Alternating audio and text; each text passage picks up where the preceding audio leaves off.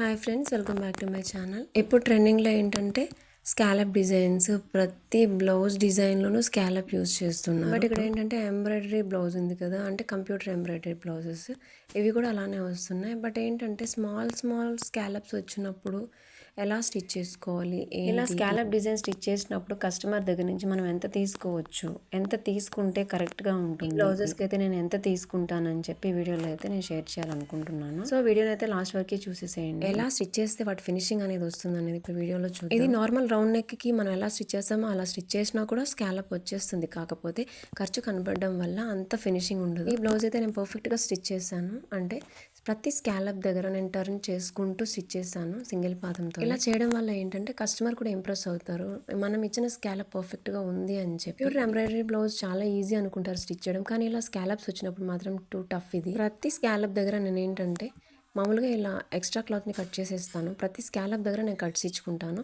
ఆ కట్స్ ఇచ్చేటప్పుడు కూడా చాలా నీట్గా, చాలా స్లోగా కట్స్ ఇచ్చుకోవాలి. చూస్తున్నారు కదా, ప్రతి టర్నింగ్ దగ్గర నేను ఖచ్చితంగా ఒక కట్స్ అయితే ఇస్తాను. అలా ఇవ్వకపోతే నార్మల్గా స్టిచ్ అయినట్టే ఉంటుంది. సో ఇంత నిదానంగా చేస్తేనే వర్క్ అవుతుంది. చాలామంది ఇది కంప్యూటర్ ఎంబ్రాయిడింగే కదా, ఆల్రెడీ ఇది వర్క్డే కదా, మీరు జస్ట్ డబుల్ పాదంతో తిప్పించేయడం ఉంటారు. బట్ నా కష్టం చూడండి, ఇక్కడ ఇదంతా చెప్పిన వాళ్ళకి అర్థం కాదు.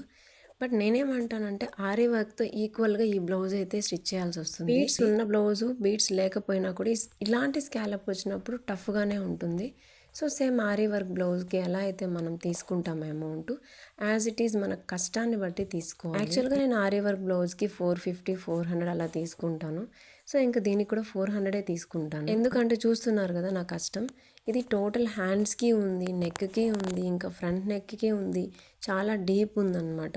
సో నాకు ఇది ఒక ఈజీగా 3 hours పైన పట్టింది. టైలర్స్కి చెప్పేది ఏంటంటే మీ కష్టాన్ని బట్టి అమౌంట్ తీసుకోండి. మీ కష్టాన్ని బట్టి తీసుకున్నప్పుడు మీరు కూడా ఆ అమౌంట్కి సరిపడా నీట్ ఫినిషింగ్ అయితే ఇవ్వాలి. కొంతమంది మనుషులు చాలా విసిగిస్తుంటారు, దీనికి అంతనా, దీనికి ఇంతనా అని చెప్పి. వాళ్ళకి ఏం పర్లేదు, మొహమాటం లేకుండా చెప్పేసేయండి, నేనైతే వర్క్ చేయలేనని చెప్పండి. ఎందుకంటే ఆ వర్క్ అనేది టైలరింగ్ చేసే వాళ్ళకి మాత్రమే అర్థమవుతుంది. చాలా హెల్త్ ఇష్యూస్ ఉంటాయి టైలరింగ్ ఫీల్డ్లో ఉన్న ప్రతి ఒక్కరికి. సో ఫైనల్ ఫినిషింగ్ అయితే బ్లౌజ్ ఇలా ఉంది. మాటల్లో పడి మర్చిపోయాను, ఇదైతే నేను మీషోలో అయితే పర్చేస్ చేసిన బ్లౌజ్.